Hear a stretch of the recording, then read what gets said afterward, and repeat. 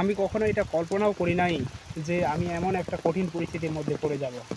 আমি ভিডিও তৈরি করতে পারবো না ক্যামেরাম্যানের অভাবে বিশেষ করে। তো ক্যামেরাম্যানটা হয়তোবা কয়েকদিনের মধ্যেই চলে আসবে। এখন আমাদের এদিকে প্রচণ্ড পরিমাণে বৃষ্টি পড়তেছে। এই যে আপনারা যদি একটু আপনাদের দেখাই আরকি, তাহলে হয়তোবা বুঝতে পারবেন। এই যে চারদিকে প্রচণ্ড পরিমাণে বৃষ্টি। এই বৃষ্টির মাঝে আমি আমাদের ছাগলগুলাকে নিয়ে আসলাম আরকি ঘাস খাওয়ার জন্য। তো ছাগলগুলা মানে শেষমেশ থাকলোই না। তারা বৃষ্টিতে ভিজতে, ভিজতে ঘাস খাবে না। তারা হুট করে দৌড়ে আবার চলে গেল বাসায়।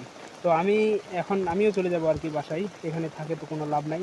তো ভাবলাম মানে সেই উদ্দেশ্যেই একটা ভিডিও তৈরি করে নিই। আর যেহেতু আমার ক্যামেরাম্যান নাই আপাতত, সুতরাং যতটুকু পারি আরকি মানে নিজেই চেষ্টা করতে হবে ভিডিও আপলোড করার।